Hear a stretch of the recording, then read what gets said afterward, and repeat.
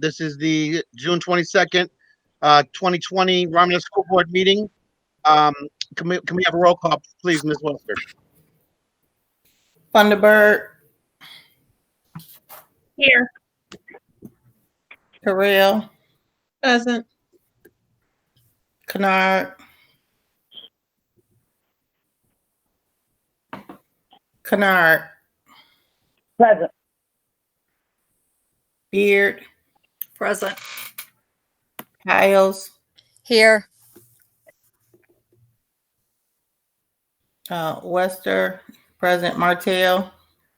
Present. We have a quorum. We're going to now move into the Pledge of Allegiance. Please join me for the Pledge of Allegiance. I pledge allegiance to the flag of the United States of America and to the republic for which it stands, one nation, under God, indivisible, with liberty and justice for all. We will now move into the consent agenda.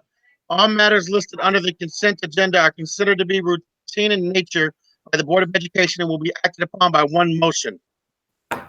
Excuse me. There will be no separate discussion on these items. If any member of the board or any citizen requests discussion of an item, that item will be removed from the consent agenda and will become the first item of business under the report of the superintendent portion of the agenda. Item A, to approve the minutes of the Board of Education of the regular meeting of June 6, 2020. Item B, to approve the bills for payment as submitted by Angela Rudolph, Director of Business and Operations, in the amount of $302,390.15.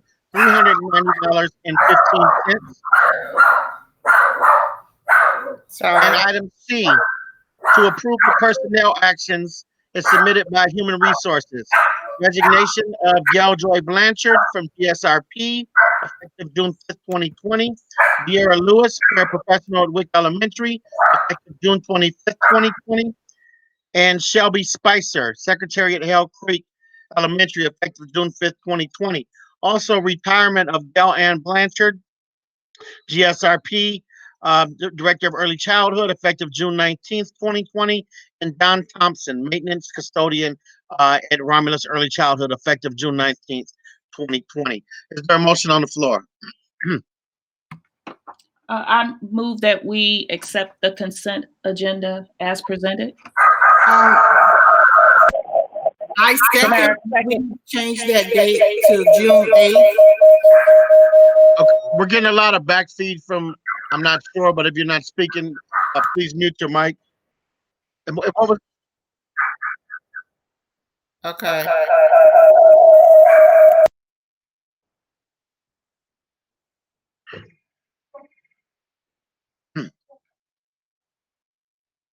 Mr. Cooper, could you remove one of her accounts?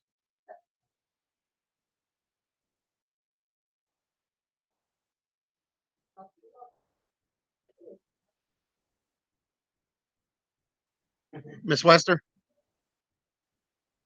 You're on mute. Okay, sorry about that. I was saying the regular meeting date is June 8th, not June 6th. Yep, that's correct. Okay. Good catch. Any additional?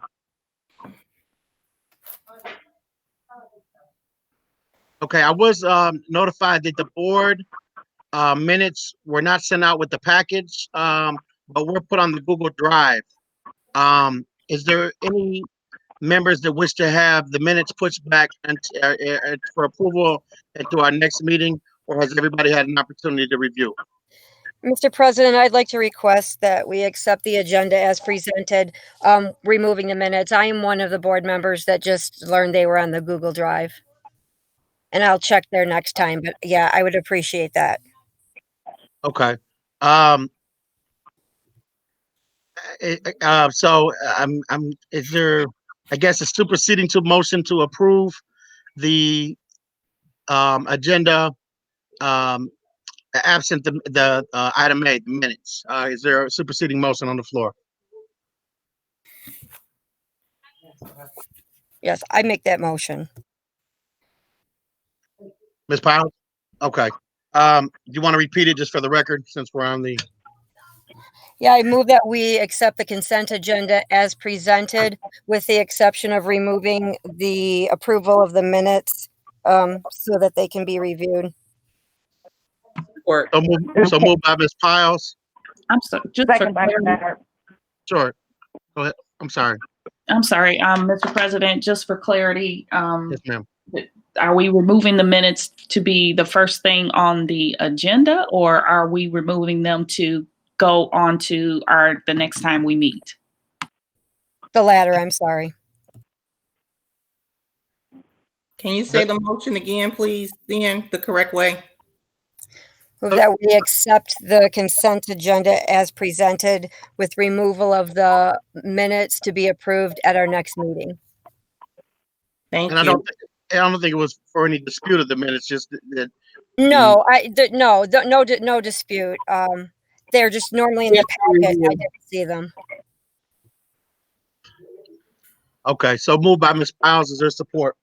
Support. Support, Bernard. Okay, who was the support, please? Terrell.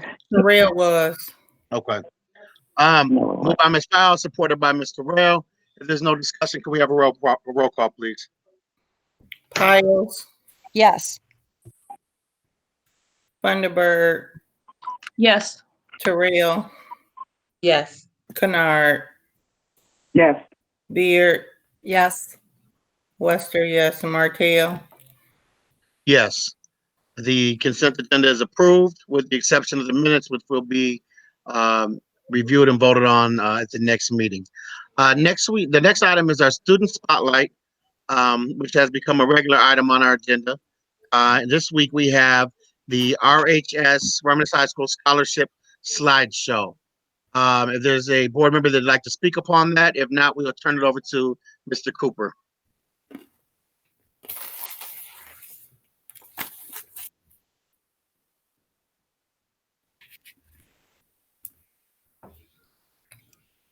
And with that, I will present it now. Thank you, Ms. Crockett. I noticed that we had several students with us. I just wanted to acknowledge them. Some of them are our recipients. So I just want to say congratulations again, class of 2020. And I am going to present my window. Thinking, there we go.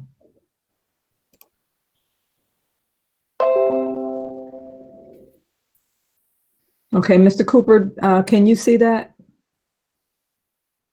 All right, I am going to walk through. This scholarship presentation was put together by our counseling department, so kudos to them for this, and I'm just going to move along.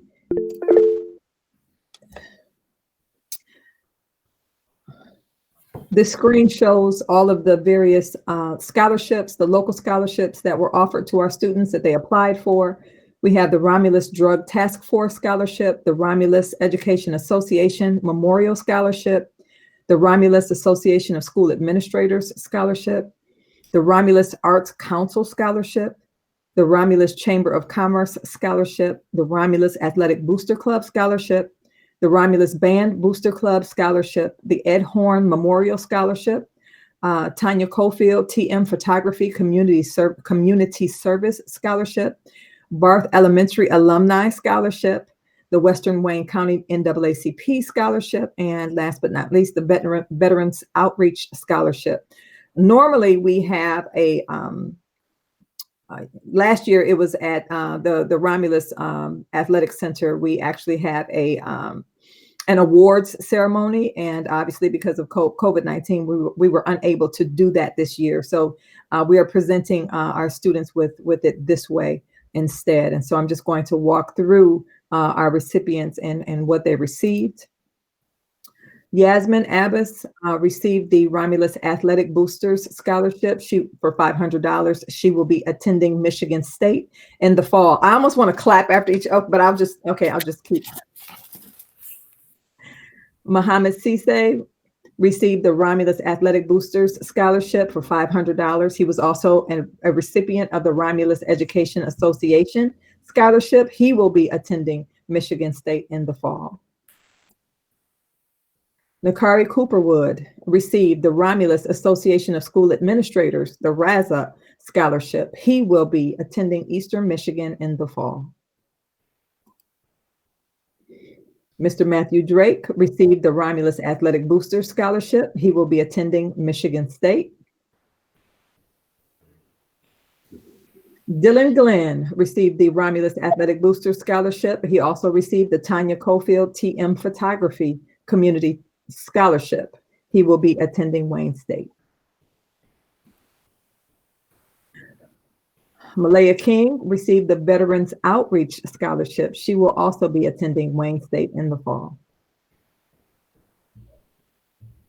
Next, we have Ms. Kayla Leonard. She received the Ed Horn Scholarship, the Romulus Athletic Booster Scholarship, the Romulus Association of School Administrators Scholarship, Romulus Band Boosters, Romulus Drug Task Force, and the Romulus Education Association Scholarship. She will be attending Eastern Michigan University. Nasia Moore received our Barth Elementary Alumni Scholarship.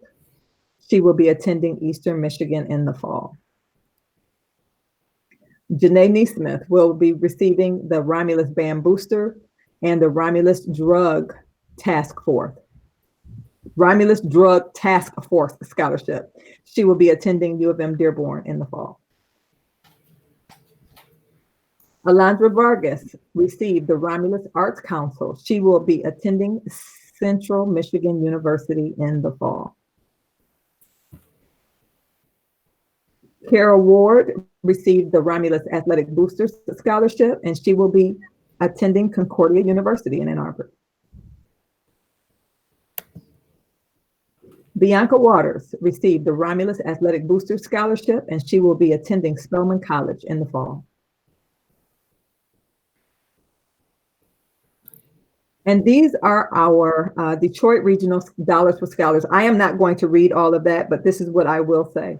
I'm going to skip to the last paragraph that says, after 3 years of participating in the program, each student receives a $4,000 scholarship to help break down the financial barrier. To help ensure post-secondary success, students are engaged through the alumni network, participating in community service days, leadership opportunities, events, and more.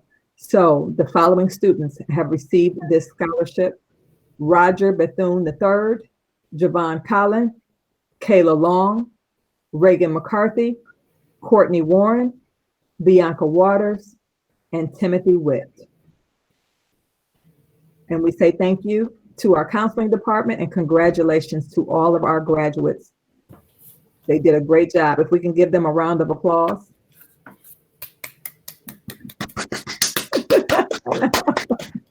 We don't have to unmute to do that. Ms. Crockett, could Yes, you kind of mention how the counseling department had to switch from how they used to do it to this virtual? Could you talk a little bit about that, please? Absolutely. And so instead of doing, we had paper applications and the students would come in and fill out their applications and turn them in, and then they would be turned into various departments. And this time they had to create forms with the help of Mr. Cooper.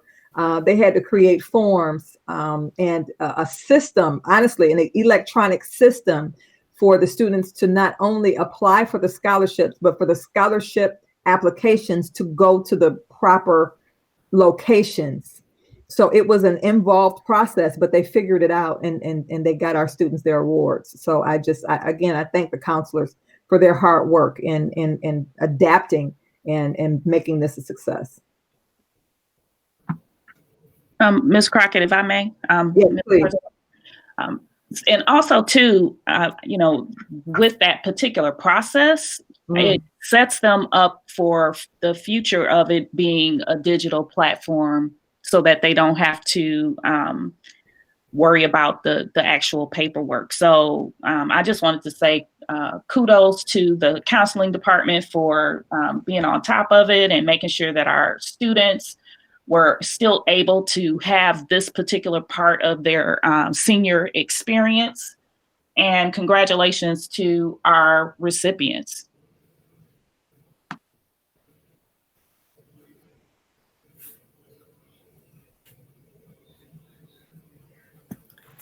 excuse me, Ms. Crockett, Yes. do we know how much any of the students received as far as college scholarships this We year? do not, I don't have that information in this particular presentation. So if that's something that we'd like to report out, I would have to get that from the counselors as well. Oh, okay, thank you. Thank you so much, Ms. Crockett. And I would just like to add that, it definitely is something for us to share, via social media, et cetera, and be very proud of. Congratulations again to all the recipients. And I see that one of the recipients was asking, was it going to be emailed, the presentation? I just saw that, Bianca. I will make sure that I ask the counselors to send those out to you guys so you have your own copy, okay? So we're going to move forward to the next point. Does this conclude this segment? I don't want to be rude. Okay, we're going to move forward to the next portion of the agenda, which is the public comment. And this is for agenda items only. So if there's any individuals that would like to make a public comment regarding our agenda items for today, please feel free to unmute yourself and introduce yourself, and the floor is yours. Bear in mind, again, this is related to agenda items only. The floor is open.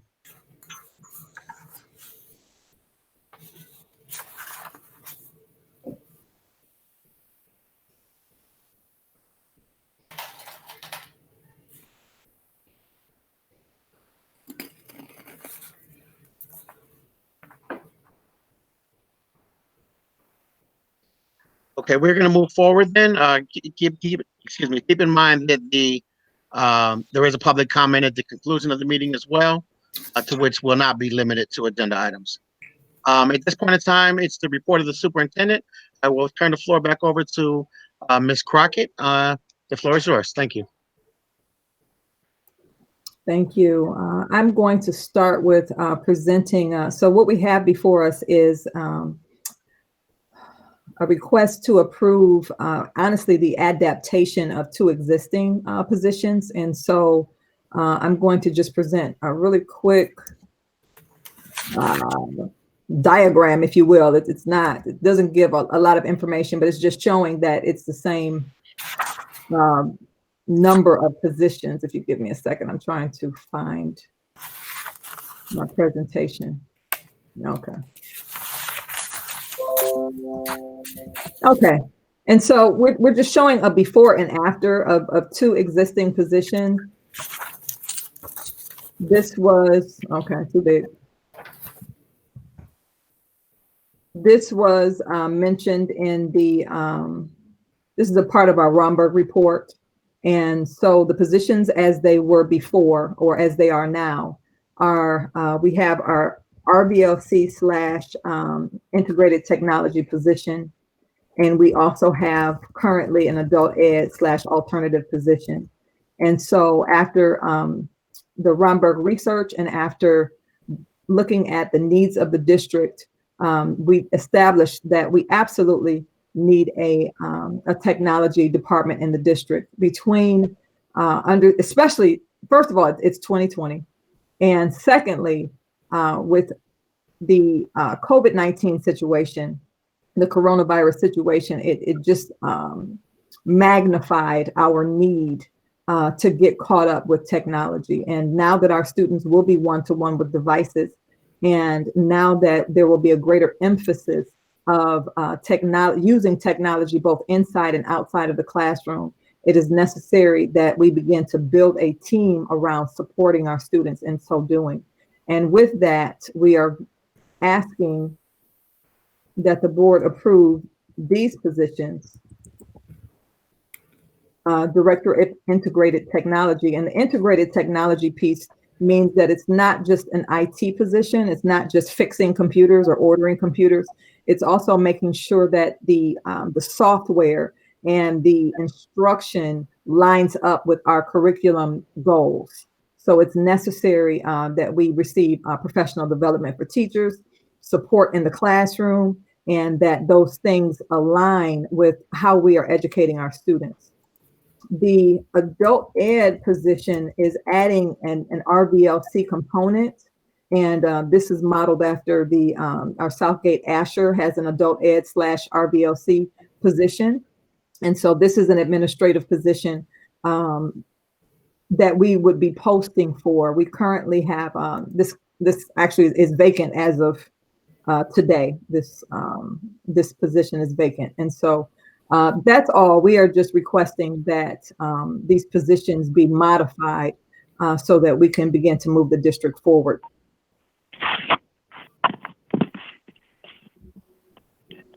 Any questions? Yes, this is Kennard. I have a question. Yes. So the new position, the adult ed RVLC, is that a dual position, or you said that's a new administrative? I mean, It is a dual position. It's a dual position. So just like RVLC, so I'm gonna go. I'm trying to find the screens right here where we had RVLC and tech was a dual position. So it's the same. This is also a dual position. So again, we're modifying. Yes, we're changing the dualness, if you will, from here to here. Okay. And my next question is the salaries for both of these positions. Are they, what is the salary? Has that been discussed and has it been approved from the Director of Finance? It has been approved from the Director of Finance. I don't believe I believe she's here. I do not believe it's an increase greater than $10,000. I do not believe. For either one, for both positions? For both together. I could be wrong. Is she there? I'm looking. I don't have access on mine. Yes, I'm here. Okay. Okay. Are you able to address? It is an incremental increase. It's a little more than 10,000. I don't have it right in front of me right now, but it's basically an incremental increase. But we started with 2 FTEs. We're remaining at 2 FTEs. The adult ed RVLC would be 50%. The portion that is adult ed comes out of an adult ed grant. And are these positions union, non-unions, or just administrative? It's not union, correct? Correct. So the Director of Integrated Technology is a district position, and the other position is a non-union position. And who would these individuals be reporting to? Director of Curriculum Instruction and Assessment. I'm sorry. So the tech director position reports to business and operations, and the RBLC adult ed reports to curriculum instruction and assessment. Okay, thank you very much. You're welcome. I had a question. President? Go ahead, Ms. Funderburg. So with the RVLC. Yes, please. The floor is yours. With the RVLC piece, considering that we don't have anyone in curriculum right now, will that person be then reporting to the superintendent? How are we solving that? And if so, if it is a different person, can we please indicate that on the actual document? Yes, and so I guess my concern would be, because it's in the so changing it on the posting, is that what you mean?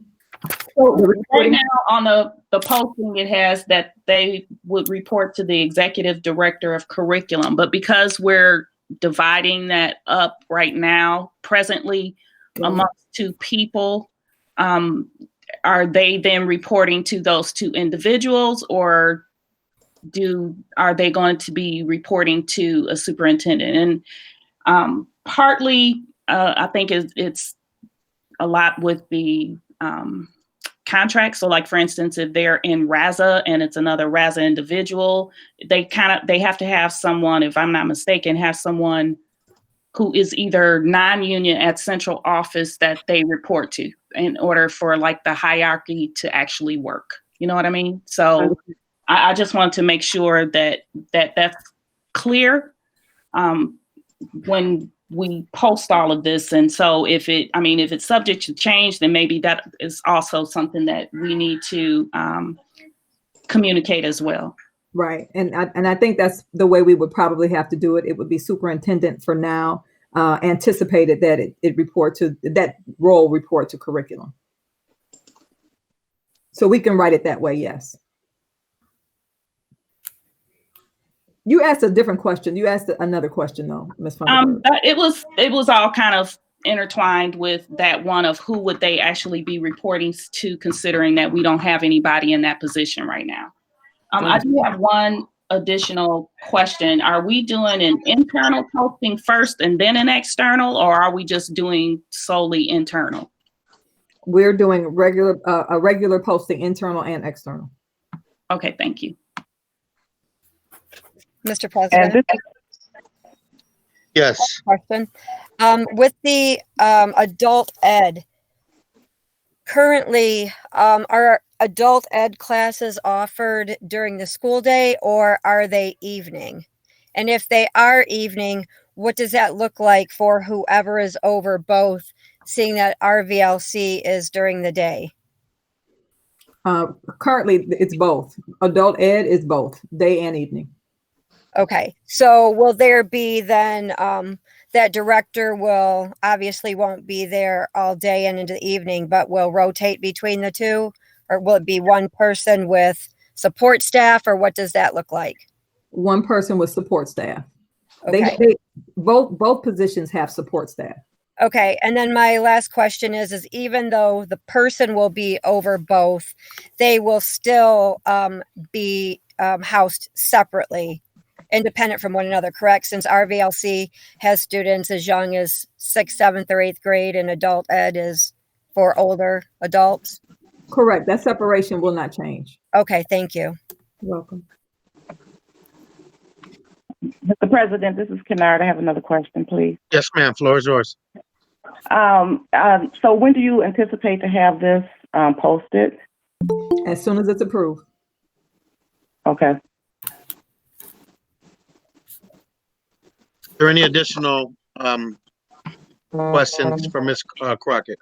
I do have one last, and it's not a question, but rather a concern. So with the Director of Integrated Technology, you said that this would be a posting, well, it would be a union posting, correct?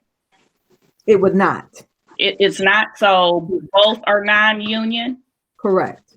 Okay, so that's where I didn't hear it right. Okay, thank you. So they're both non-union positions. Correct. Okay, I don't have to ask my question then. Thank you. Well, I if you wouldn't mind asking it, I would. Well, like to I was just more or less concerned with, like, again, that hierarchy of how and who they report to, because, you know, peers can't evaluate and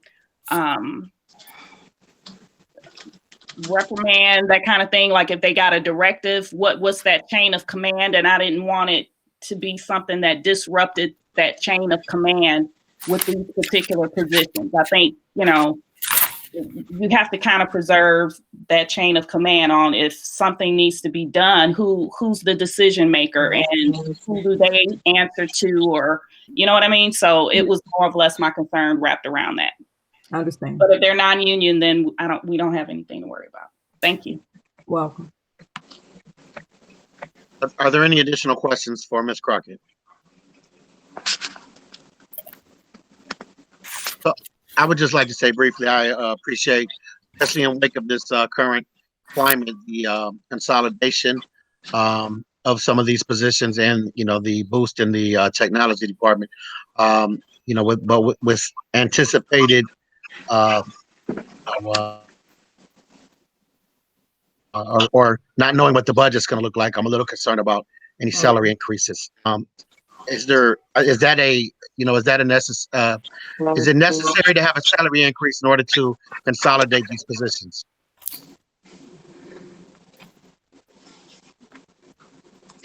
Mr. Martell, I would say, yes, there is.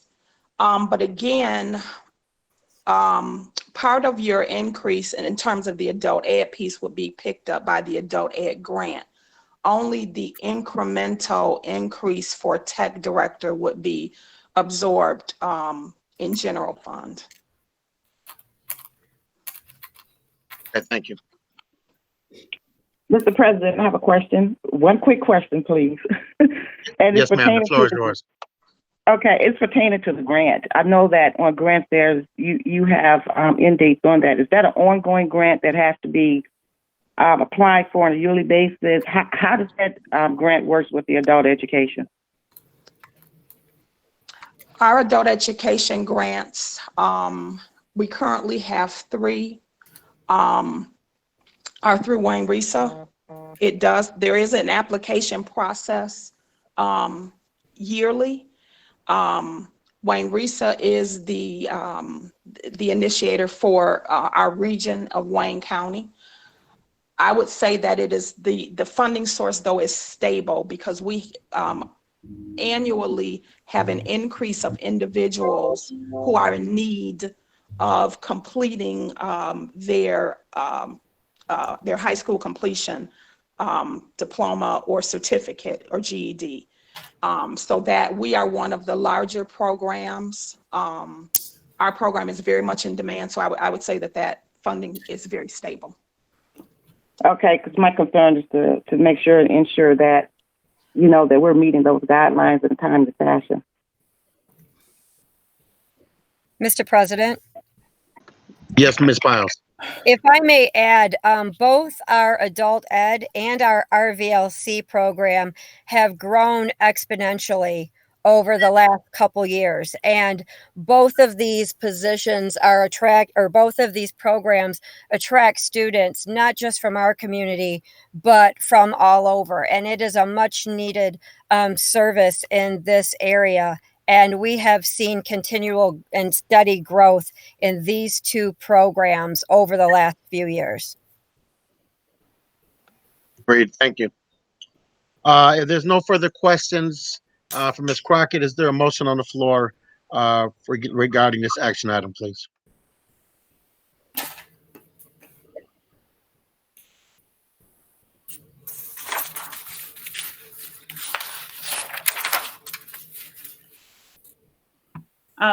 Mr. Chair, I move that the board accept the postings for the following positions: Director of Technology and Integration, and Director of Adult Ed Alternative, and RVLC. Support. So moved by Ms. Funderburg, supported by Ms. Piles. If there's no discussion, can we have a roll call, please? Piles, Yes. Funderburg, Yes. Beard, Yes. Bernard, Yes. Terrell,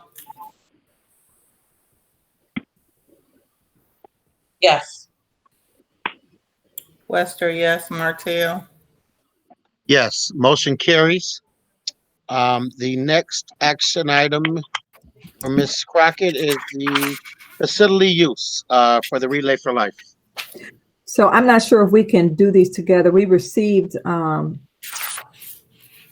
2 different, we received 2 facilities use request forms.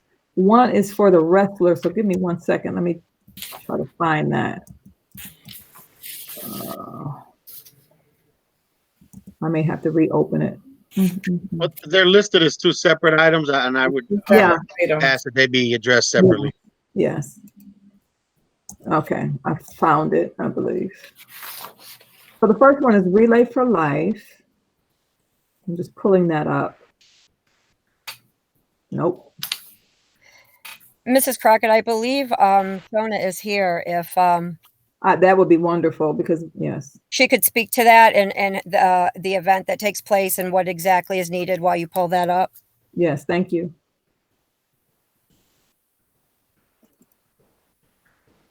I thought she was here. I see she's still on. Miss Sylvie Baum, if you want to unmute yourself, the floor is yours if you'd like to speak about the Relay for Life.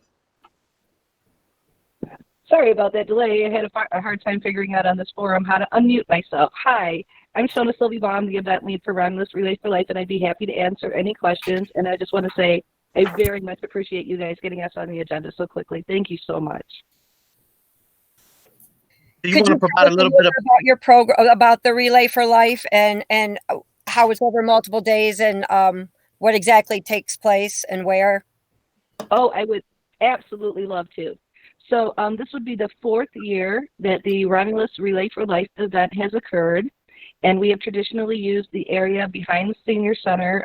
It is called Senior Center Park, and it is actually a property of the Romulus Community Schools.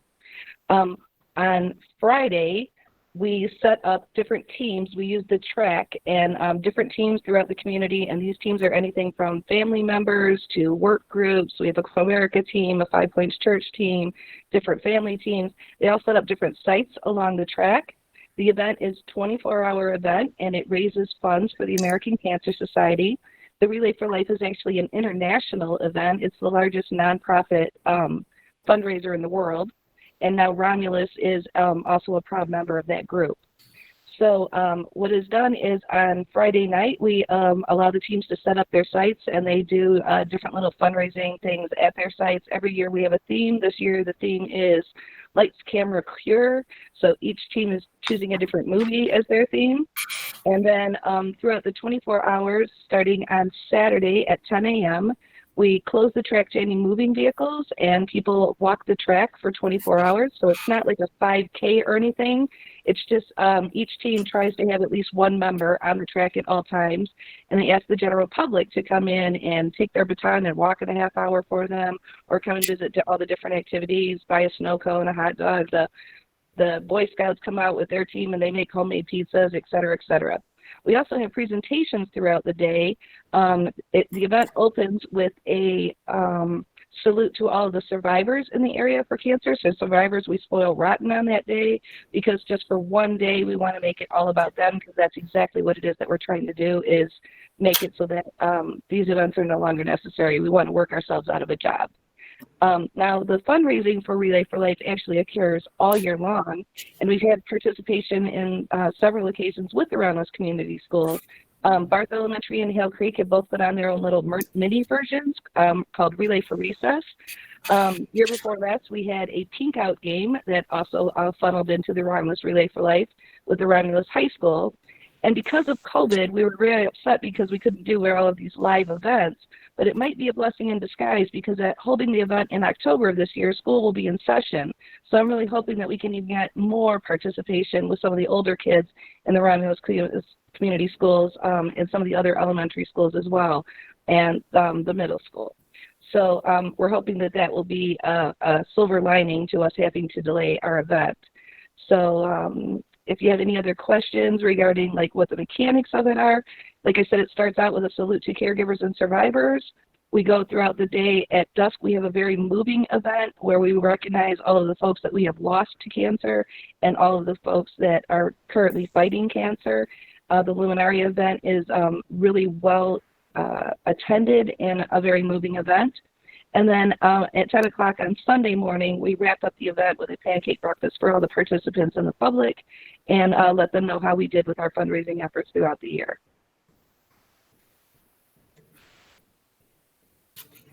So if anyone has thank any you, Ms. Sylvie Baum. Absolutely. Thank you very much. At this point in time, I trust that all the board members have had an opportunity to review the facility use agreement. Is there a motion on the floor, please, regarding the Relay for Life? I move that we approve the facilities use for the property behind the senior center for Relay for Life on October 2nd through 4th, 2020. Support. This is Moved by- Mrs. Beard.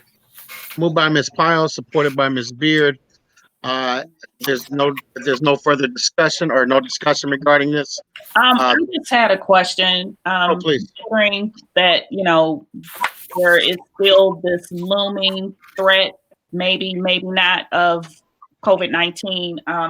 What is our protocol as far as, because this is an outside event? I mean, are we still allowing that it happen, or, what are going to be, I guess, our criteria to determine whether or not the event still takes place?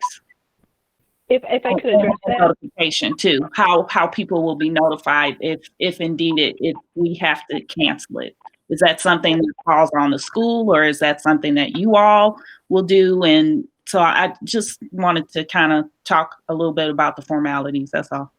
Oh, no, that's an absolutely valid situation, and it's been giving me like an ulcer. So because of the nature of what it is that we do, and because many of the people that we're inviting and that participate in Relay for Life events may indeed be in treatment at that time, or they may be immunocompromised from a former bout with cancer, the American Cancer Society is a great deal stricter than even Governor Whitmer has ever been. As a matter of fact, we're not allowed to do at this time any live events throughout the entire United States until at least the end of June. So it is my belief that any concerns regarding COVID would be in an abundance of caution through the American Cancer Society. And if we were unable to follow their criteria, then we would be responsible, just like we're responsible for letting everyone know that the event is happening, we would be responsible for letting everyone know that the event would be either delayed or canceled due to COVID concerns. So that would not fall on the Romulus Community Schools, because that would be like asking you to advertise it for us. We would be responsible for letting folks know, whether they're participants or the general public, that we're just coming out for support. Okay, thank you. One other thing I wanted to add is the building use form that I submitted is actually tentative at this time, because I need the signed contract from you guys with approval in order to submit it to the American Cancer Society to get the insurance rider issued for you from the American Cancer Society to make it official, so that you guys would be the beneficiaries of any claims that we would have to do against that insurance rider. So I wanted to make that issue clear as well.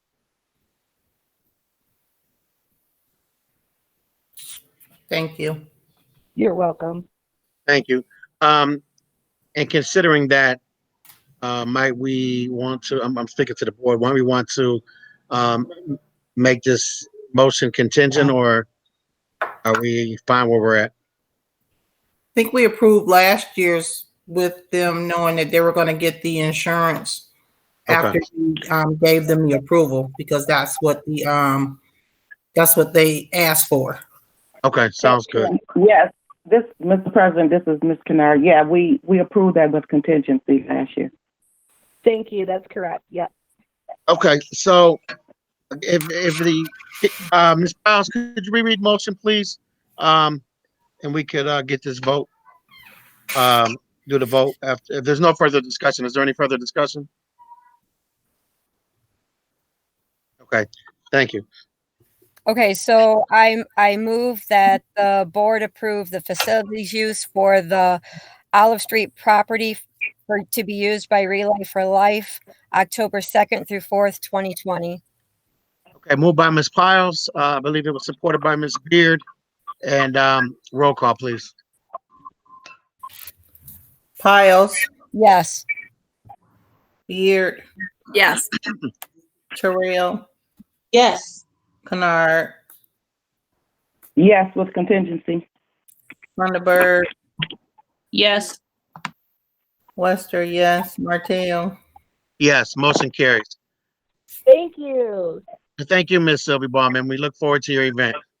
All right. Thank you so much. Yes, ma'am. The next item up, I'll turn it over to Ms. Crockett. It's the wrestling tournament. The floor is yours.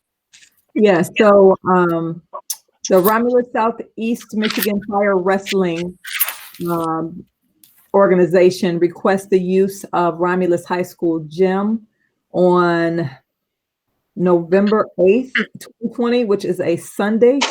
And this is a fundraiser. And I'm wondering, Mr. Green or Mr. Hines, do you happen to be here? Would you like to speak to this event?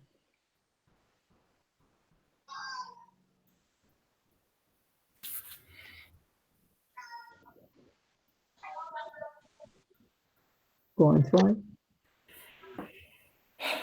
If Mr. Green or Mr. Hines, if you're participating via telephone, I believe you press *6 to unmute.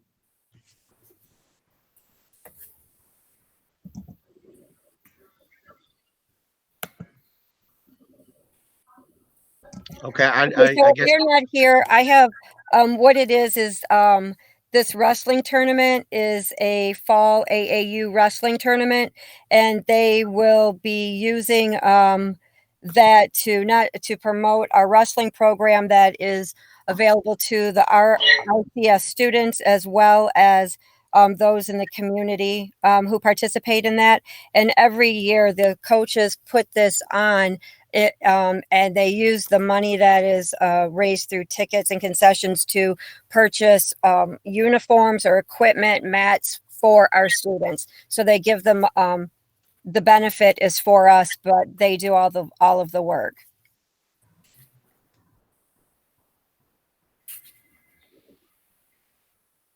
Thank you, Ms. Piles. So I do recall that we did approve this last year as well. I think this is the second year. I believe they call this the Gobbler, and it turned out very well last year. As opposed to the Relay for Life, of course, this is an indoor, so it would be also contingent upon any restrictions put in place by our state, and we'll leave that, of course, up to our Ms. Crockett's discretion. So, Mr. Green's not here to answer any questions. I do trust you've all had opportunity to review the facility use form. However, is there a motion on the floor? Mr. President, just to inform you, there was no utility use form with the packet. Right. So we're going to have to just go on what you conveyed to us. It was in the drive folder. Yep. So I think here go. And maybe just a housekeeping note. Yeah, maybe a housekeeping note from Ms. Kennedy when she sends out the packet that any additional items that we need, if we could maybe have a link to that that Google Drive page so that we can pull up the other additional because I realized that and I'm looking at the packet, so it's just helpful to know that all the rest of the documents that we're looking for are in that drive. Ms. Thunderbird? Yeah, this is Ms. Kumar. We were unaware of that information. I'm looking at the date of the actual tournaments, November 8th. I'm gonna just ask that we push this to our next meeting and let Mr. Green come in a little bit about it, and that'll give us opportunity to review it. So at this point in time, if there's no objection to that, then that's what I would ask. Thank you. Okay. So Mr. President. Yes, ma'am. I just had a quick question. As you stated, as far as being in the era of COVID-19, and this being an event that takes place indoor, and with filling out the facility usage form, is there language or supplemental language that we should have added to that if the tournament that they do have to follow the executive orders given by the governor, so that it's not a thing where as they're wanting to move ahead, and then we have that issue to come up with, maybe it's not within compliance with an executive order. So, with this being someplace we have never been before, and I'm just wondering if we should have some additional language when presenting that facility usage for indoors. Agreed, 100%. I'm thinking, and I can reach out to our legal department, but I'm thinking that all of our topic sheets should probably have some type of contingent upon, executive order or state of Michigan executive order. But I'll get exact language from her and ask that be added to any facility use topic sheets for the motions.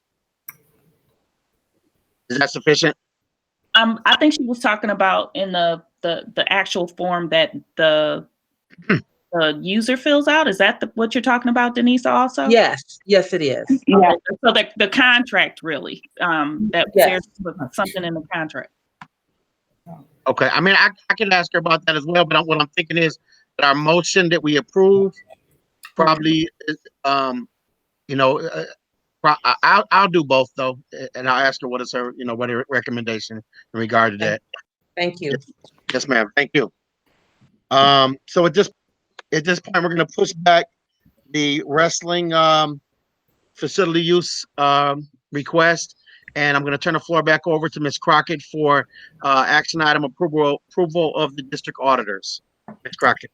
Okay, and the last item that we have here is we're requesting that the board approve the selection of Raymond, if I'm pronouncing that properly, to perform the school district's audit.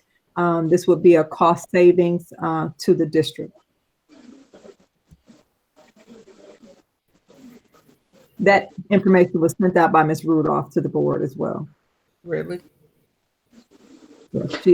Actually, it was sent to the finance committee. Okay, there we go. Yeah. So Mr. President, I do have a couple questions. Please, the floor is yours. Now, as it relates to Yo and then this new firm, what were some? Is it strictly because of finances that you're recommending the new firm, and what does that look like in comparison? In terms of price difference, there was a $4,000 price difference in the first year. This is not a new firm, it's a new old firm because they did your audit for 3 years prior to Yo. So they're familiar with your district. Thank you. Excuse me, Angela, we're doing this also because our 3 years have ended with Yo, and this is the beginning of a new cycle, correct? That's correct.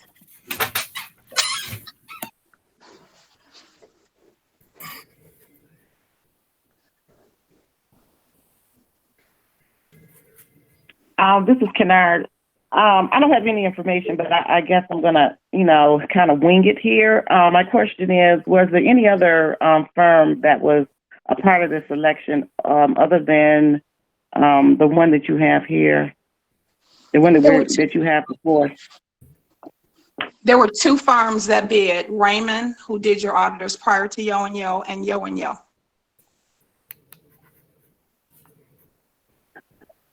And what were your concerns with Raymond? That's who. I don't have any concerns with Raymond. They were your auditors prior to Yo. Oh, okay. All right. And just for the record, what is the amount of cost savings to the district if we go with the recommendation? There's a $4,000 difference in price. Thank you. Are there any additional questions for Ms. Rudolph? So what is the current price now? Just a second, let me get that for you. Do you mean in this current year, or do you mean in what they bid? In what they did, yeah. I want to say that Raymond was around 28,000 and Yo was 32, little over 32,000. Okay, so you're looking for 4,000 on top of the 30, the 28. Is that what I? No. I'm saying that is the cost difference. Raymond is cheaper. They're familiar with your district. Okay. That is my recommendation to you as a board. Okay. Okay. All right. Gotcha. Thank you. If there are no additional questions for Ms. Rudolph. Mr. President, I don't have a question. Ma'am. I just have a comment. I just wanted to disclose that Yo reached out to me via email to ask questions about the audit, and I directed them to Ms. Crockett. So I just wanted that on the record. And so just in case somebody asks. But also to the actual cost. Thank you, Ms. Funderburg. Is it's each year it's $47.50 for the savings. Thank you, Ms. Funderburg. $4,000 difference over each 3 years. Ms. Rudolph, this was sent out on a regular, like a normal bid, correct? A bid was posted, advertisement was done, the normal bid process? It's the normal bid process, but this is a service. So this is Right. not something that you're required to bid. So it's not required to go on the newspaper, but it did go on the state of Michigan vendor website Okay, for 2 weeks. And so every accounting firm that is registered with the state of Michigan would have gotten it. okay, thank you.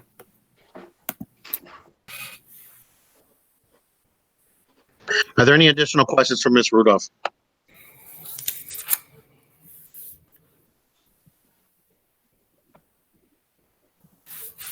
Okay, if there are no additional questions, is there a motion on the floor, please?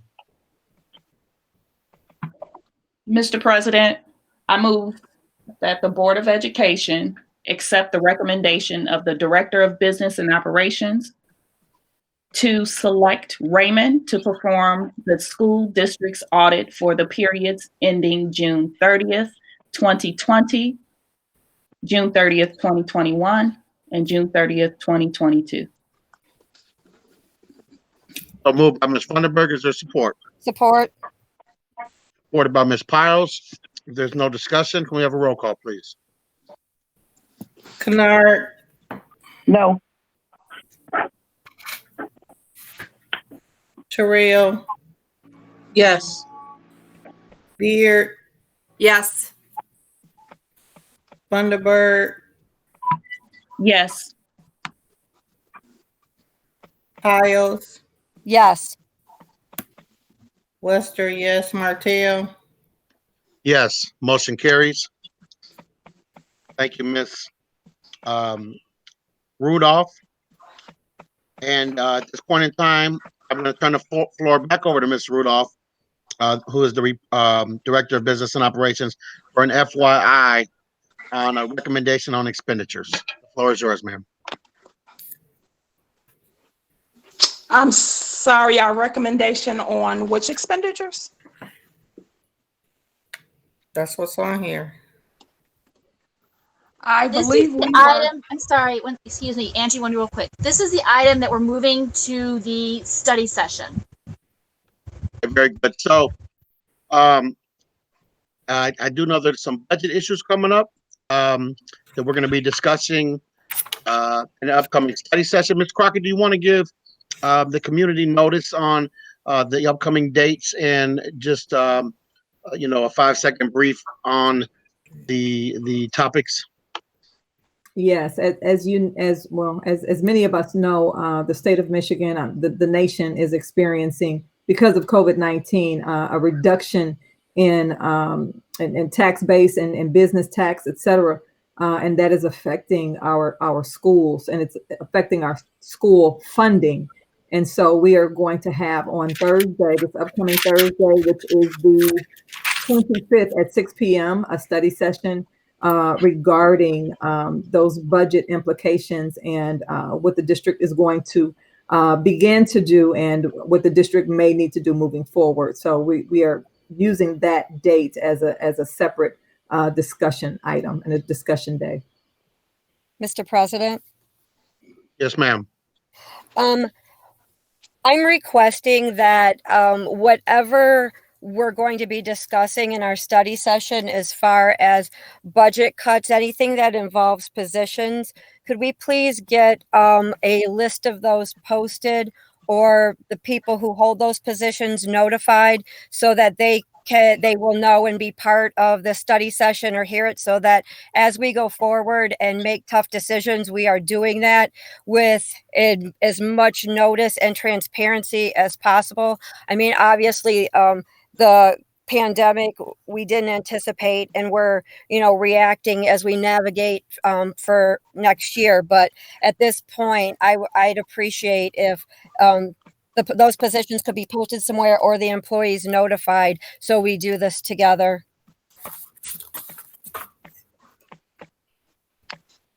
Thank you, Ms. Piles. Is there any additional comments or questions regarding this? And again, we're going to keep this brief because we are going to have a full study session on it on Thursday, the 25th.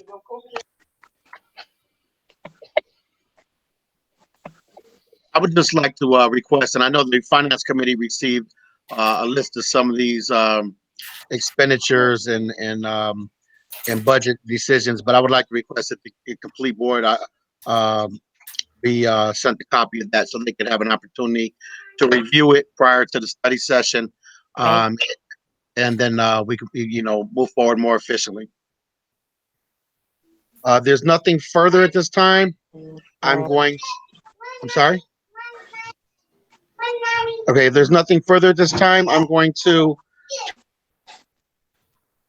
turn the floor over to Jay Bennett from MASB. And I just want to thank Mr. Bennett for being patient and here to provide an update regarding our superintendent search. Mr. Bennett, the floor is yours. All right. Well, good evening, everybody. Thank you for having me here tonight. So we've got a couple things that we need to cover tonight. I'll start with just a brief update. We've got the applications are continuing to come in. I've been talking over the past several days today and some of last week with some potential candidates and encouraging them to take a look at the selection criteria. Once it gets posted, we'll be talking about that selection criteria here in just a few minutes. So the applications continue to come in. So that's good news. And I'm still getting calls on the job, and we're open until the 14th of July on this one. So plenty of time for those applications to continue to roll in. I'm going to pull up a PowerPoint presentation now.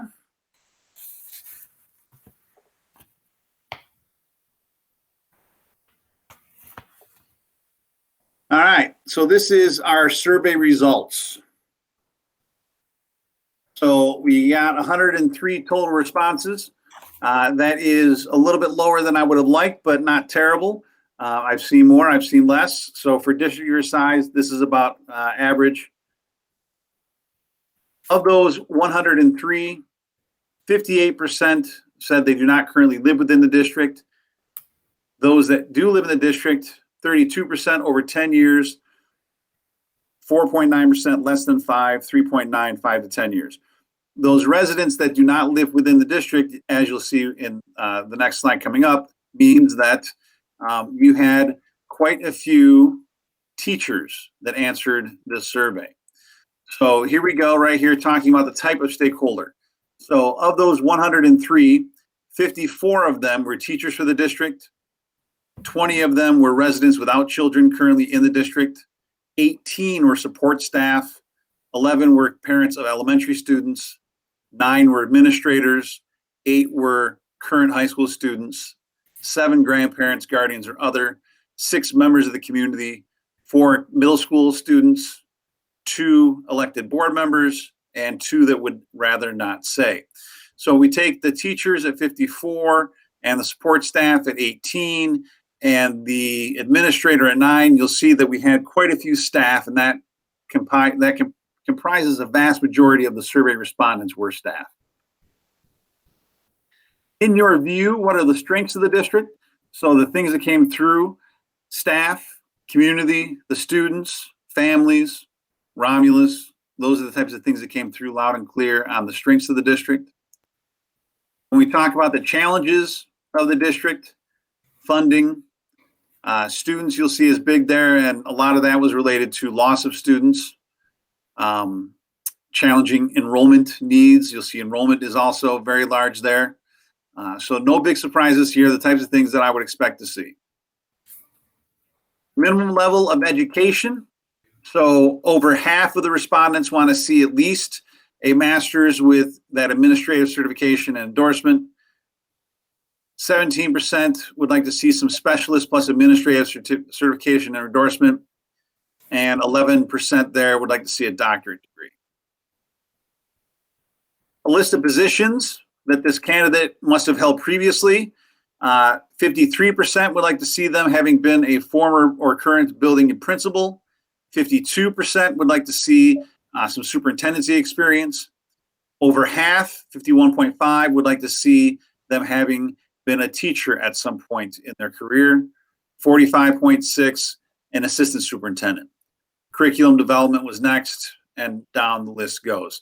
So as you can see here, being a building principal, having superintendency experience, being a former teacher, those are the big three. Again, not a big surprise there, types of things that I would expect to see. Specific areas of expertise. Budget development was at the top of this list, followed closely by public relations, and then curriculum development, contract labor negotiations, human resource management, contract administration, and then at the bottom of the list, facilities management. Different leadership style descriptions. So 63% are looking for a collaborative leader, someone that uses consensus building and other group processes to arrive at mutually beneficial decisions. Just under half, 45%, looking for transformational leadership, a leader that inspires his or her team with a shared vision of the future. 35 responses, or 33%, looking for a democratic leader, a leader that will make the final decision but invite other members of the team to contribute to that decision-making process.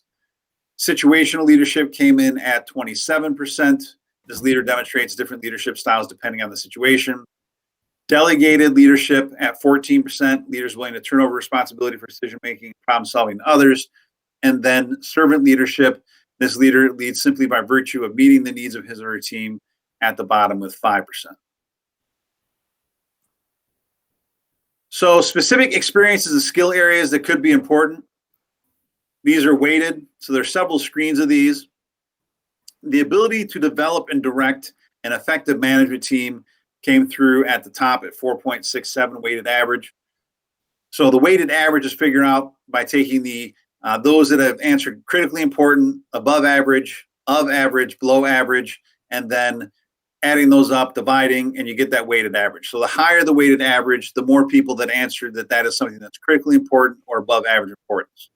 So as we go down, you'll see very close to that one was exceedingly responsive, follows through and follows up. At 4.5, successful experience working with diverse communities. At 4.4, recognizes values and affirms staff members. At 4.46, strong communication skills with school board members.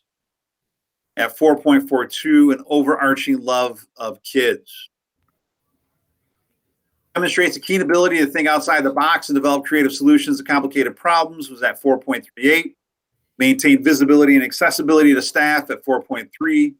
Proven track record of raising student achievement, again at 4.3.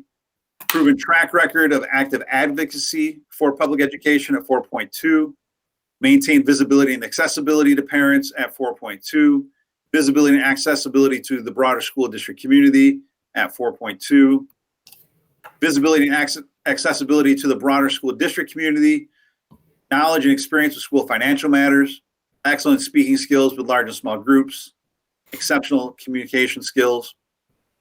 Exceptional written communication skills. Fosters professional development of staff. Demonstrated responsiveness of students with learning disabilities or learning differences. Experience with school bond, millage, sinking, funding, election, and implementation efforts. Strong knowledge of curriculum, adept at media and public relations, maintaining visibility and accessibility to students, demonstrated ability to work with elected officials beyond the school board, and already familiar with the district at 3.36. So as you'll see, as we get through to some of these other ones, you'll see that already familiar with the district is at the bottom of the list. That's generally an indication that they're looking for some fresh ideas and somebody that is not as familiar with the district and is looking to come in with some new ideas. And you'll see that again in another question we'll get to here in a minute. So the personal characteristics that different superintendent candidates can possess, how much weight should the board place on those? Honest and ethical at the top, transparent, problem solver, strong communicator, approachable, culturally competent, strong listener, collaborative, goal-oriented. All very high, no big surprises there. Honest and ethical typically comes out at the very top of the list. Tenacious, doesn't give up, resourceful, visionary, flexible, personable, empathetic, inclusive, kind, assertive, thick-skinned, self-reliant. Firm, a risk taker, sensitive, sense of humor. So risk taker being down at the bottom of the list, again, not a big surprise. and apparently they're not looking for a sense of humor. So take that for what it is. In choosing the next superintendent, which path or strategy do you think the Board of Education should take? Find a very different kind of candidate, one who is ready to take the district in a significantly different direction, came through loud and clear at 57.84%. So if you think back to what I'd said earlier about that other question that had already familiar with the district at the very bottom, and then you combine that with this question that talks about they're looking for a different kind of candidate, one's ready to take the district in a significantly different direction. What that's telling me is that they are looking for somebody from outside the district to come in and take the district in a new direction. Generally speaking, we don't see that a lot. I'm usually seeing finding a candidate with the same basic educational and management, or the last one there, finding a candidate who will stay the course. So the fact that a vast majority at 57.84% of your respondents say that they're looking for a different direction, that is something we definitely want to consider when we put this criteria together. Something we want to consider when we interview our candidates, something we want to consider when we select who it is that we want to interview for this job. The last question talks about why you chose that answer from the previous question. So if you think the district should stay the course, if you think the course of the district should change, what changes would you want the new superintendent to make and why? So it's changes to the district, changes within the community, changes within staff, things of that nature. So no big surprises in any of that material. If I combine the survey material with the face-to-face meetings that I had, which much like the survey, were pretty reflective of high teacher participation, not a lot of community participation in the meetings that I held virtually, but they pretty much echoed exactly what was in the survey there. So having presented that information to you, anything in there that jumps out at you, anything in there that you find to be very surprising, what are your thoughts on the survey information?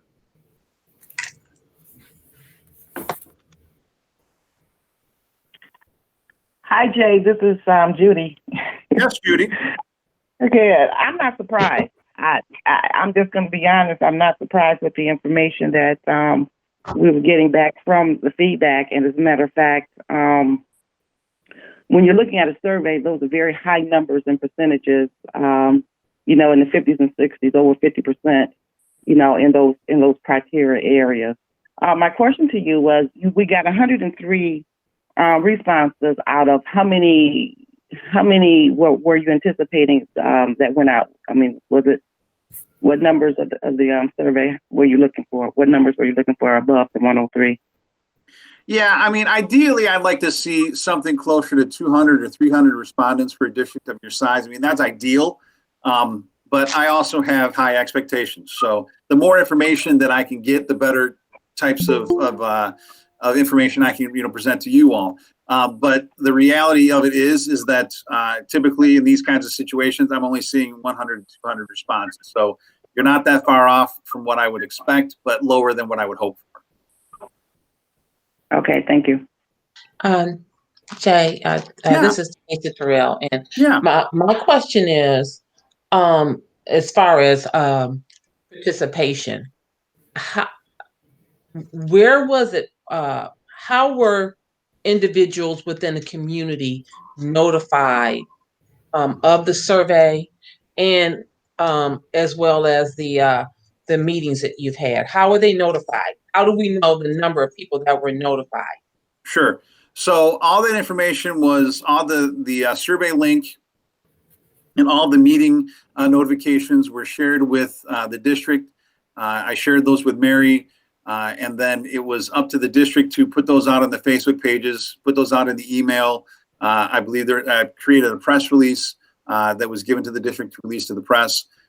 So I'm not sure exactly the types of releases that were put out there, but I did have some community members show up. I did have members show up for the other meetings, so word did get out. But as far as how much, that I don't know.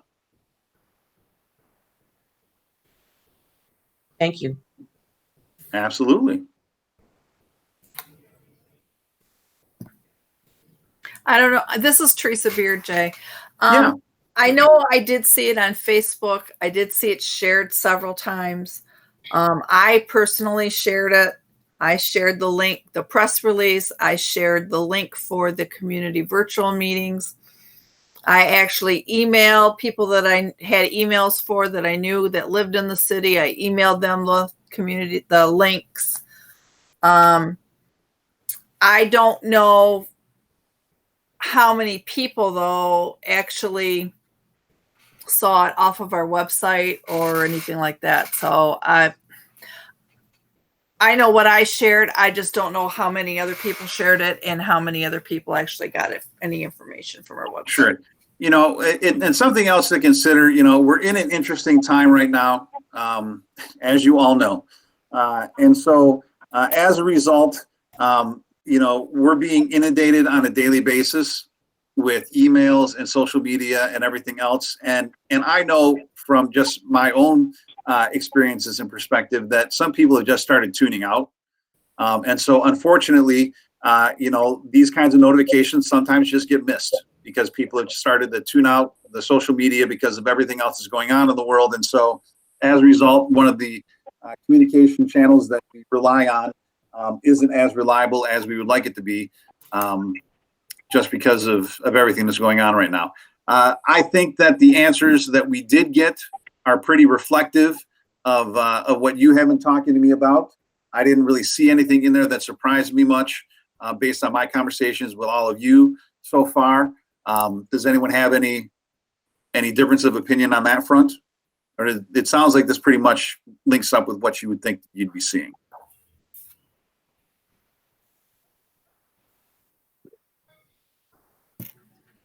This is Teresa. I can say I wasn't surprised by the results. It's pretty standard to what I thought would happen. And this is Judy again. I'm not surprised by the results, but I was just hoping that we would have did better in reaching out to our residents so that they could be aware of it. Most individuals probably wasn't paying attention to things on the internet or whatever. But if we could have used alternative sources and doing that and getting that information out, I think I'm kind of concerned about that. Anytime we're talking about our community members, those that don't have a direct link back to the school district, so if they don't have kids in the district, it's really tough to get word out to them because we don't necessarily have the as much of the local news saturation as we used to. If they don't subscribe to the district Facebook page, if they don't come to the district website, it can be very difficult to get notification out to those that aren't tuned into the district, right? Those that have kids in the district, they're used to getting emails from the schools, used to getting emails from the district. They're on the Facebook page, they're watching those kinds of things because they have a vested interest in what's happening in the school because that's where their kids are. But those community members that don't have kids in the district are a much tougher audience to get to. Absolutely.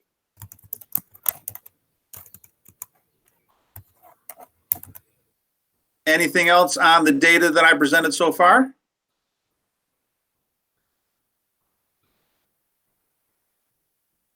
Okay, so I took the information that was presented there in the survey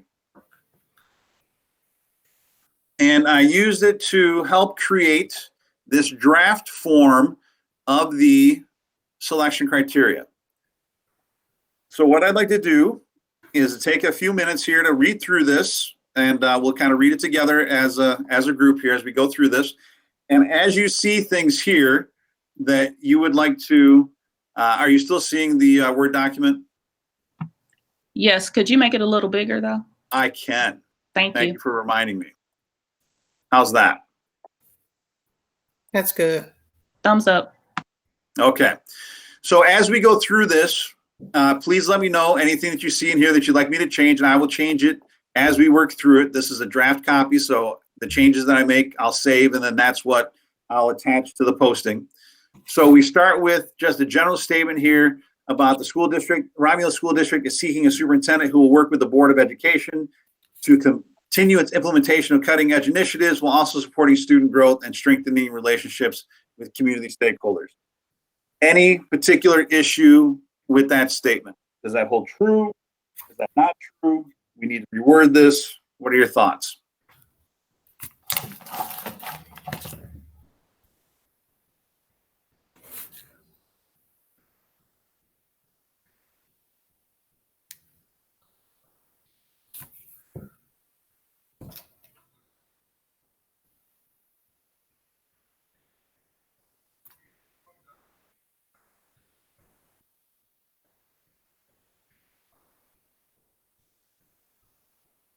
Okay, so I'm using my long-honed teaching skills here with appropriate wait time.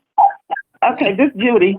I'm sorry. I got a question. Is this a draft, or are you expecting for us? I mean, once we're done with you today on this, is this the rule of thumb of what you're putting out, or are you going to give us additional, some time afterwards if we, if we can look at it and digest it, or what is your plan with this? Because this is the first time we're seeing it. It is the first time you've seen it. Yeah, absolutely.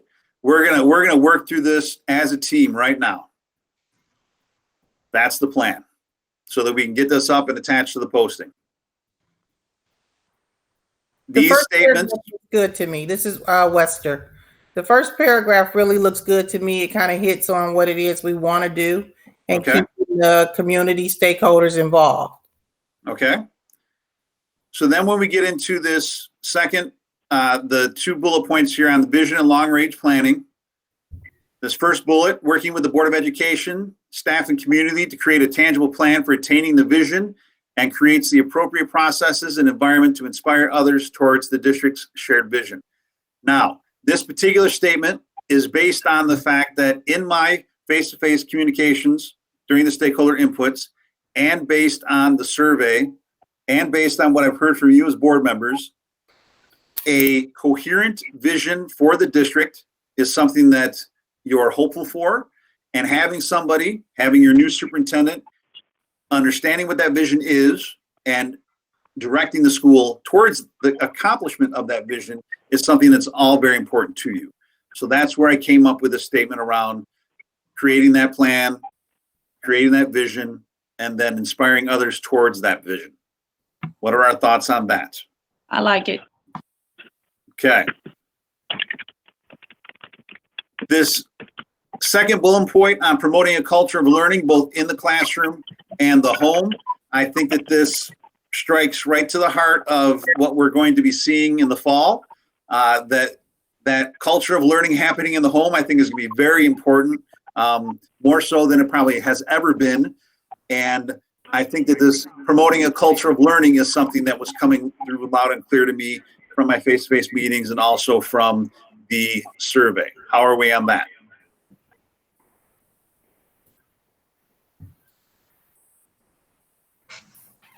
I agree with it. I'm sorry, what's that, Denisa? I think that's good. Okay. All right.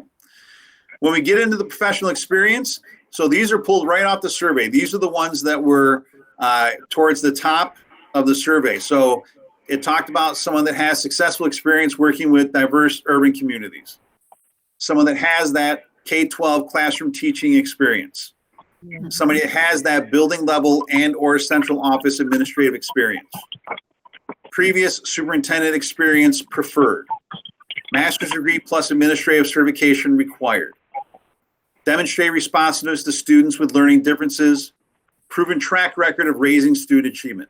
So all of these are pulled right off the survey as those issues that were scoring very high on the survey. Any issue with any of these bullet points here? I think that's good. Looks good to me. Looks good to me too. Okay. Agreed. So again, right, coming from the survey and my face-to-face meetings, when we talk about the personal attributes we're looking for, embodies the highest degree of moral, professional, and ethical behaviors. That was right at the top of the survey, right? That was the high score there. High level of cultural competency and embraces diversity and equity of all kinds. Exceedingly responsive. That came through loud and clear. follows up and follows through. I think that was the second one on the survey. Establishes and demonstrates the value of strong relationships with students, families, and community. Strong communication skills with school board members. Overarching love of kids. Those were all pulled, again, right from the top of the survey results. Questions, comments on those? Love all of that. Okay. Thank you, Debbie. All right. And then this last section talks about management and decision-making. Demonstrates exceptional public relations and communication skills. Recognizes, values, and affirms teachers and staff members. Able to develop and lead effective executive and administrative teams. Experience in developing and managing budgets in an educational setting. Fosters a culture of accessibility and responsiveness in communication systems. Ability to develop creative solutions to complicated problems. Employs consensus building as part of a comprehensive decision-making process. And experience in building relationships with employee groups. So again, these were all high scorers in the survey. What do we think about this area?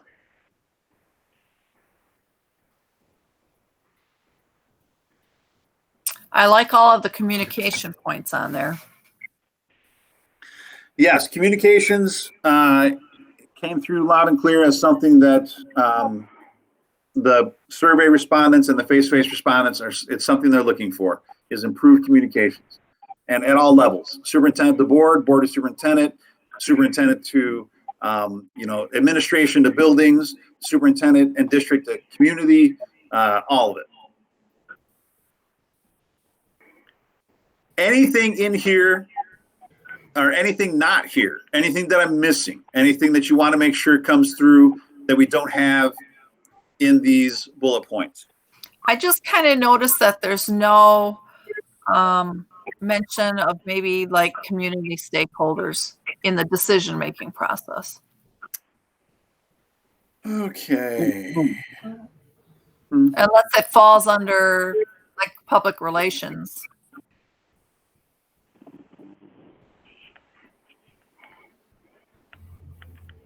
Okay, I'm looking through, let's see here. Maybe you could add it at the end with experience in building relationships with employee groups, stakeholders, community. Yeah, that'd be fine.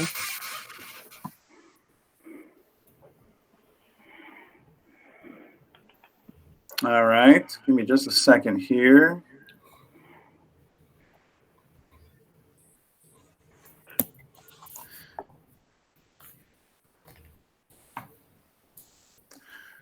Okay, which section were you looking at? Putting it under? Management decision making. Okay, and a bullet point around?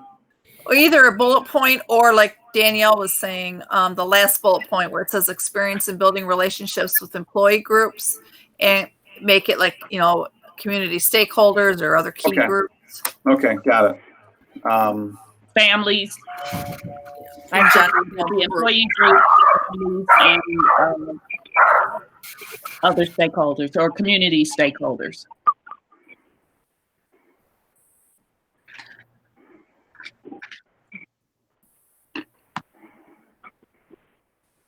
All right. Experience in building relationships with employee groups, families, and community stakeholders. Mm-hmm. Perfect. Okay. Anything else missing?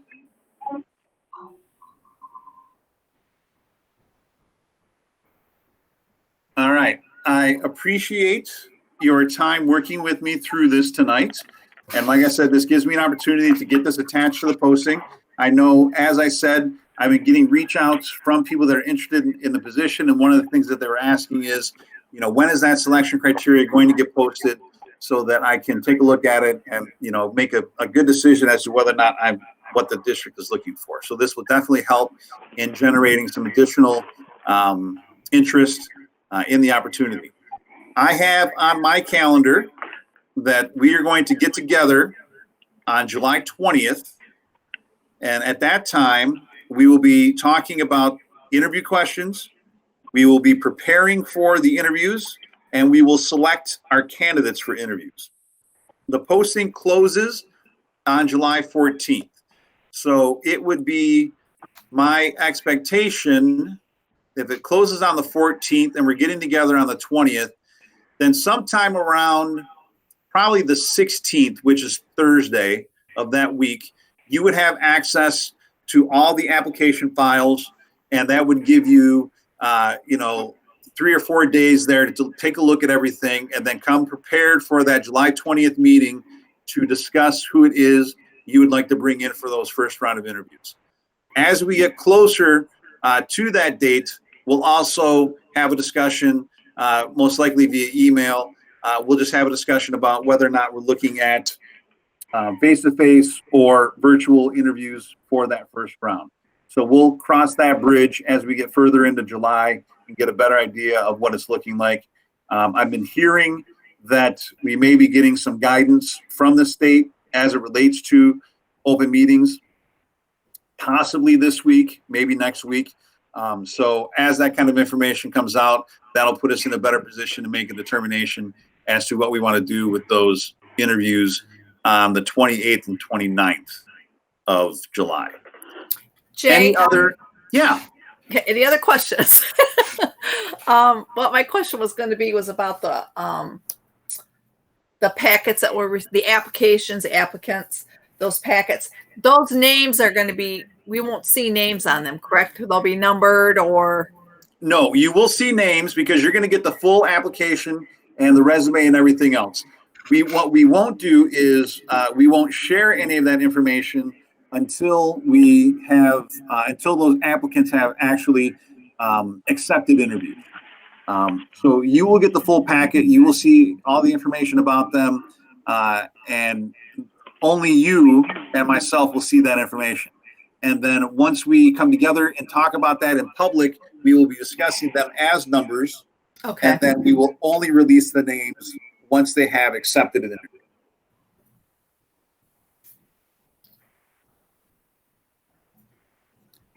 Any other questions for me? Now, just because we don't get together either via Zoom or in person again until July 20th, doesn't mean that you can't call me or send me an email with any questions you've got. So if anything comes up between now and then, please feel free to reach out to me. I'm available, and I'd be more than happy to answer any questions you've got. But if you don't have anything else for me tonight, then I'm going to clean up the selection criteria here, clean up the posting, and get that all ready to go. And then word will be out that the criteria has been added to the posting. And like I said, that should start to generate some additional interest in the opportunity. I have a request. This is Teresa Beard again, Jay. Can we get a copy of your PowerPoint for tonight just to kind of look at the survey results? Absolutely. Have an email to us possibly? Not a problem at all. And I'll also email you the completed selection criteria here as well. Thank you. And if you see something in the selection criteria, and, after a minute you've decided, hey, maybe there's something there I want to change, just let me know and we can make it. It's not a legal document, so there's no harm in making any changes. Just let me know and we can always make a change later. I have a quick question. Yeah, just came to me. I don't know. I don't think I saw anything that's related to strategic planning and development with the changes that the district is may have to incorporate over the years to come. Is that something that should be part of that, or is that something that's embedded in there in a language that I'm just not seeing? I think it's probably most closely embedded in that very first bullet point that talks about working with the Board of Education staff and community to create that tangible plan for attaining the vision. So I think that speaks to strategic planning and whatnot. Okay. All right. Thank you. Yep.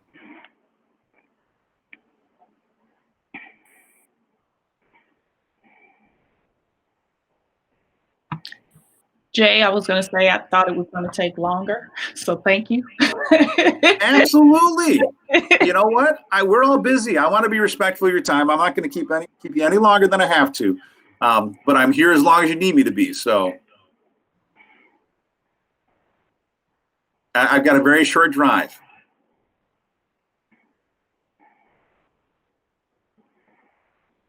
Okay, well, if you don't have anything else, and I will turn it back over to President Martell. Like I said, please feel free to email me or give me a call if you've got any questions.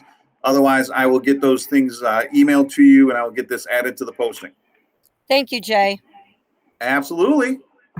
Thanks. Thanks, Jay. You're very welcome. Thank you so much, Jay. At this point in time, we're going to open the floor for public comment.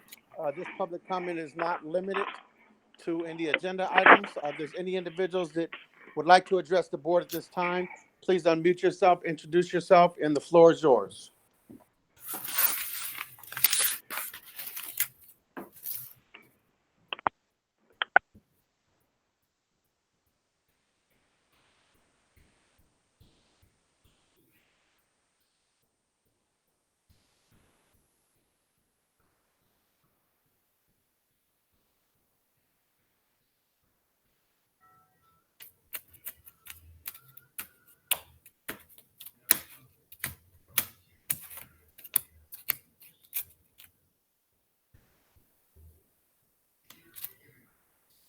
Okay, if there's no public comment today, we're going to turn it over for comments from the board. Ms. Wester, if you could do a roll call and let each board member have their opportunity to speak at this time. Thank you. Piles. Yes, I want to thank everyone who participated by filling out a survey and or was part of our community forums. Your input is not just valued and appreciated, but it is crucial in order to help us make a decision in hiring a superintendent who is the best fit and leader for this district and this community. So thank you for those of you who have participated and joined along with us in that. Also, congratulations to the seniors who were awarded scholarships. Congratulations on your hard work. 13 years and then in high school and then taking time to apply for these. Also, I want to thank those businesses and community members who are faithful in being sponsors of scholarships and contribute each year and making these scholarships possible for our students. Thank you for your investment in them, and thank you for joining along and supporting and being part of their village. And we had a new sponsor this year, and I wanted to thank them. This year at Barth Elementary, the students actually participated in a fundraiser to raise money to award a scholarship to a graduating senior who had previously attended Barth Elementary. And I just want to thank them for doing that. Not so much Barth, yes, thank you, Barth, but thank you, students, for getting involved in doing this and modeling this is something that we can do throughout the district. And I'm excited about this superintendent search, and I'll yield the floor. Thunderbird. Man, I knew you were gonna call me next. Okay. What Debbie said, ditto. But then also I'd like to ask a question for Ms. Crockett. In our personnel actions earlier, we are going to have quite a few vacancies in our GSRP program. And so I just wanted to see if a timeline has been developed on when those positions are going to be posted. Those positions should be posted, I want to say within the week. We are getting guidance from Wayne Risa on this because it's been a while since that posting has been updated because Gail was with us for so long. So we're just making sure that we have the most current information. And so she is our Risa support has been working with us on that. I have a follow-up question. So will we be able to help align that program with our curriculum for our RCS curriculum? So like, you know, from what pre-K moving into kindergarten, and then with that, any things that we may have from Blueprint, would that be applicable as well to that position? Yes. Yes, part of our what we put on our Romberg report was bringing early childhood into the fold. Absolutely, yes. Thank you. That's it for me. Thank you. No,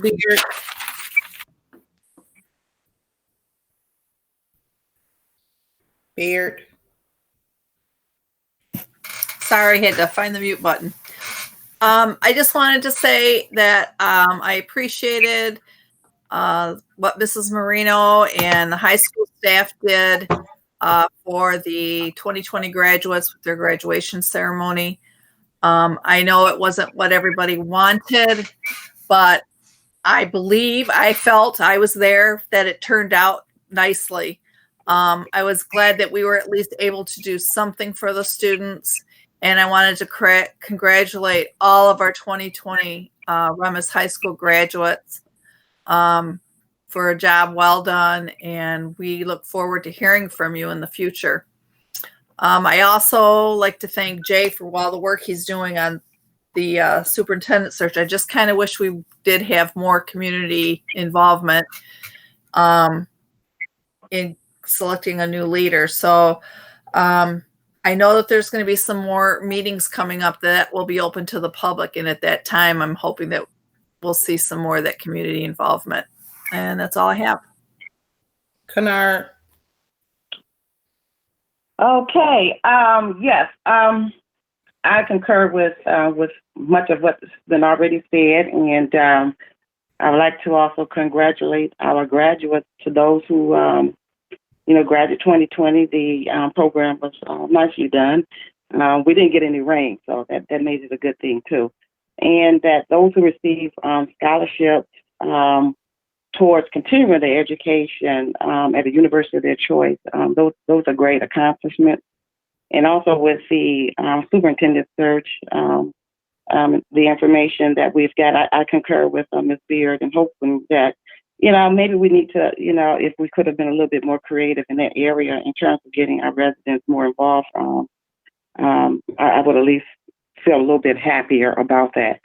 And the last thing is that we got some correspondence. I don't know if the rest of the board members, I'm thinking you did, from our resident of the city and from a member of the City Council, Virginia Williams, pertaining to some misinformation that was communicated at our last meeting pertaining to the peaceful march. And I was just wondering, for Ms. Crockett, I did reach out to her, and she said she was considering other options, and I just hope that we're doing that and not letting this go by where we're not responding. One of the things that I think our board has taken great pride in doing in the last couple of years, that is when we have individuals who come to the board with inquiries, questions, or whatever, we try to get back to them and try to come to some resolution and determining what that may be. And so I'm just hoping that we are still on top of this and making sure that we are communicating whatever that is that's needed for resolving this. Thank you.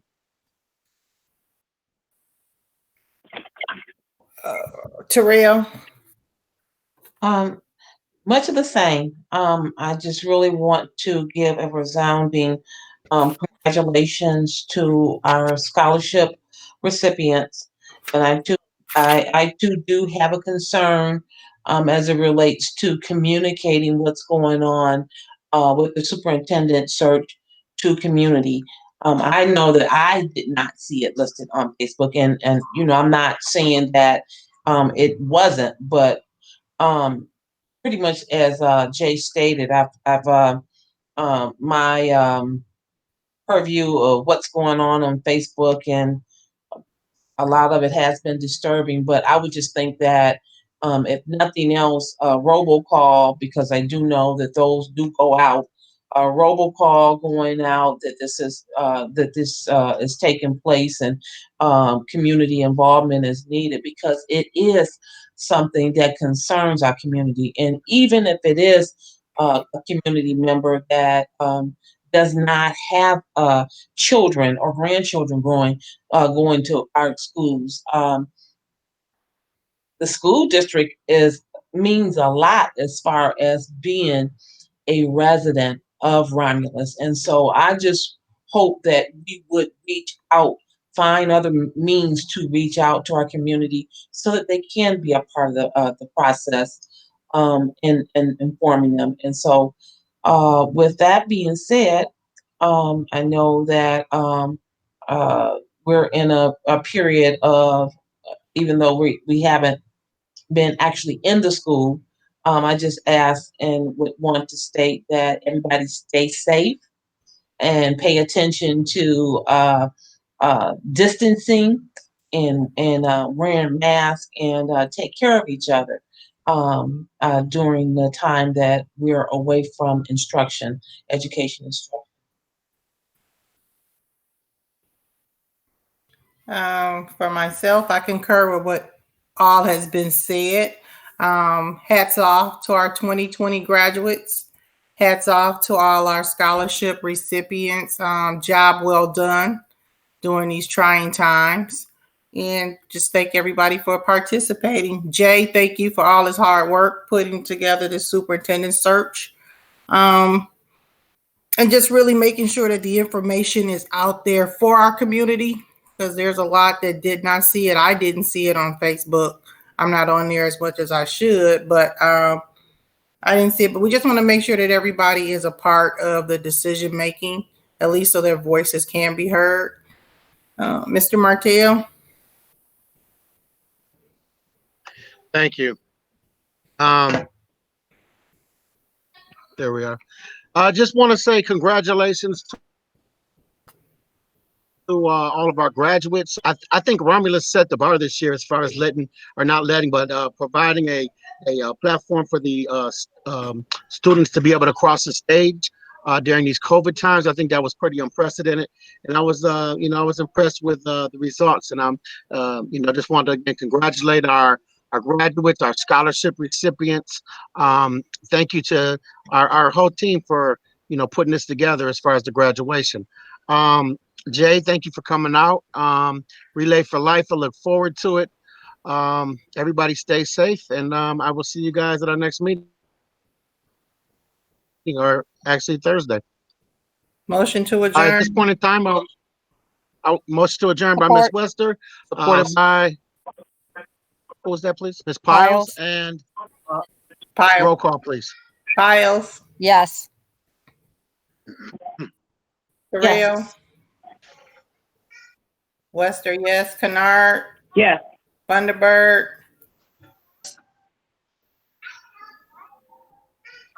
Thunderbird. Yes. Beard. Yes. Martell. Yes. 750.